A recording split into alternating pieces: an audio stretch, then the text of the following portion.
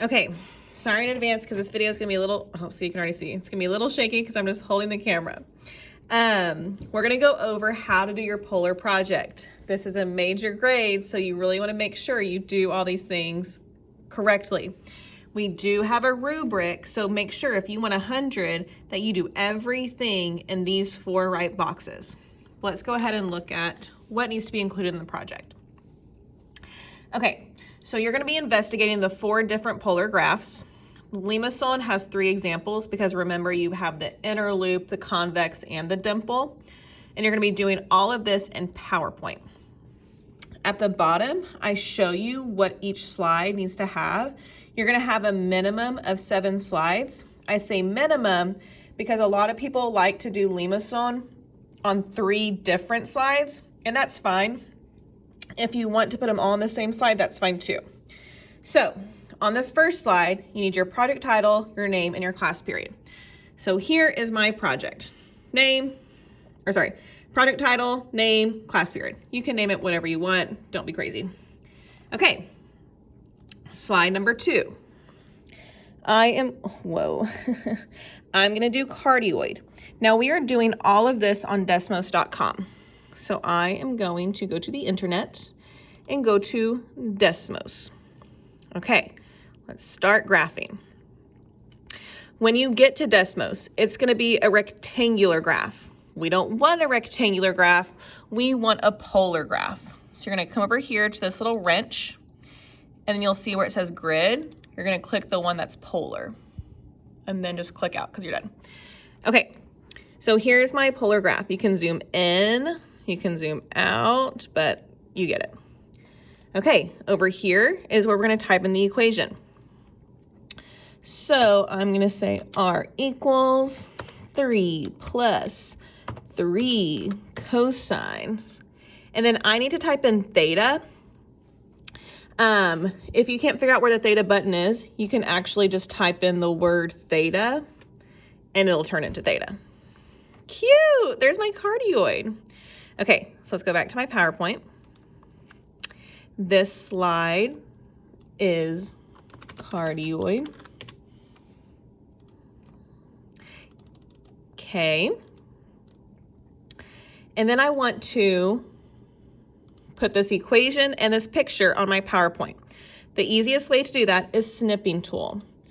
So I'm going to go to this little search thing to search my computer for snipping tool. And there it is.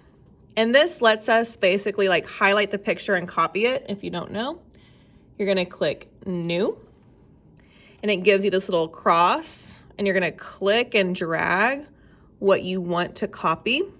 It'll pop up in this little thing that's copied. Go back to your PowerPoint and paste. Oh my gosh, there she is. Okay, so there's my picture. Let's go back and get the equation. So I'm gonna click new again. Come over here and get my equation and paste it there. Okay, well that's really ugly, but it's fine. So basically so far, I have my graph and my equation. I haven't done any of this stuff yet because when we do this slide, this is our research slide. So I need the graph, equation, and explanation. So I have my graph and my equation. For my explanation, I need to talk about things like the difference between sine and cosine. I need to use mathematical language like reflection, rotation, dilation. I need to be specific. I need to talk about whether it matters if A and B is even or odd. Does it matter if my numbers are greater than 0? Like if I had made this a minus sign, what would have happened? Is there a relationship between A and B? So like for cardioid, this isn't A and B, it's A and A. So I might talk about how it's the same number.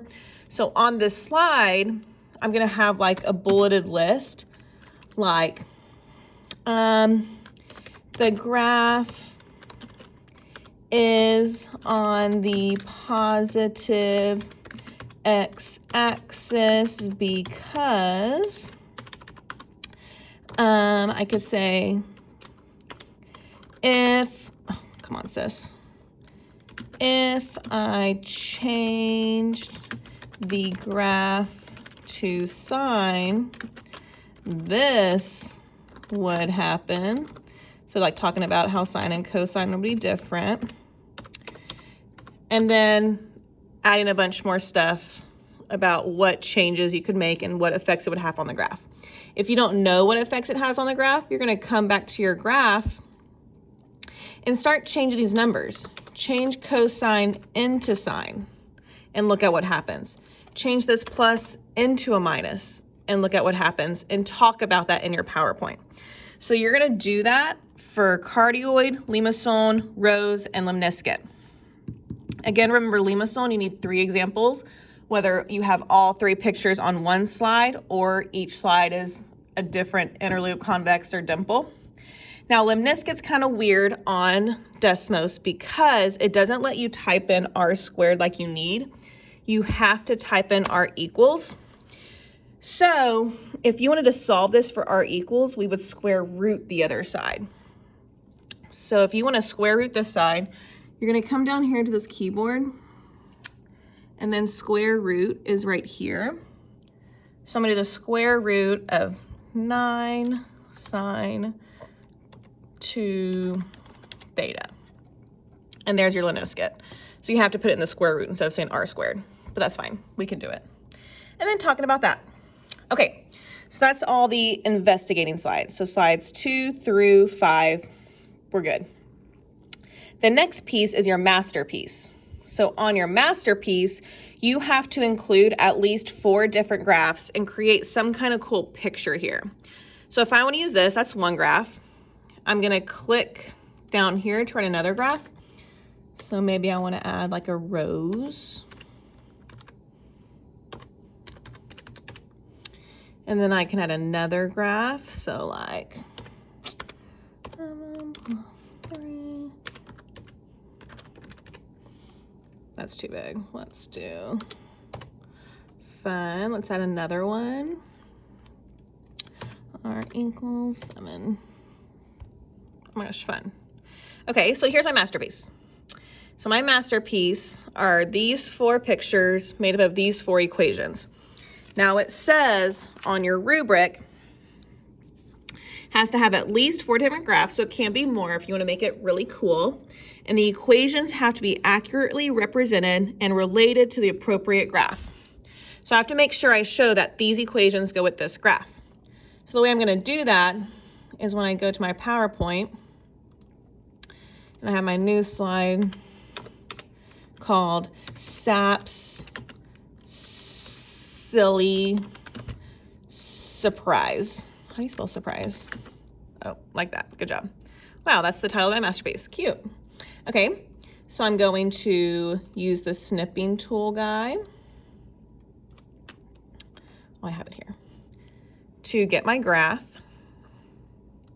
So there's my whole masterpiece. We're going to stick her on here. And then to make sure that my equations are accurately represented, I want to grab them where it shows which color goes with what. Because basically, I should be able to see, okay, this blue flower goes with this blue equation. If I can't tell, then you're not going to get full credit there. So I'm going to take all the equations with the colors and put that here. No explanation required. You just have to have your masterpiece and your equations that go with it. Okay, and then the last slide is your research slide. So the research has to be 1 full slide, Times New Roman, 18-point font. Now, a lot of people last year tried to get away with making half their slide a picture. If you're going to include a picture, that's fine, but make it small or just make it the background of your typing, because majority of the slide needs to be the actual research. You can research any kind of real world application. So you could like Google how they use polar graphs in real life. Like, what are these for? Where am I going to see a rose in the real world? A lot of polar graphing is used in computer graphics and animation. So you could research specifically that. Or you can go through and try to find another polar graph other than one of these 4, because these aren't the only polar graphs in the world. So you can talk about maybe something else. To get full credit on research, again, it has to be 1 full slide, typed in that correct font and size, It has to be on one of these 3 topics. If you talk about something off the wall, you ain't gonna get credit for that. You get 20 points off your major grade. Make sure you use proper grammar, sentence structure, and spelling, punctuation, blah, blah, blah. Okay, when you're done and you're going to submit your project on Schoology, I need you to save it as a PDF. So don't sit here and worry about doing a bunch of animation like, oh, it's gonna slide in from the bottom, because you're not presenting this. You're just putting information on a PowerPoint. That's just how I want the information. So when you go to save as, well, whatever, save it wherever you want, but save it as a PDF. Make sure you save it as a PDF. That will save me so much time. And then submit it on Schoology. When is this due? Let's look. This is due April 23rd. Okay, have a good time. Bye.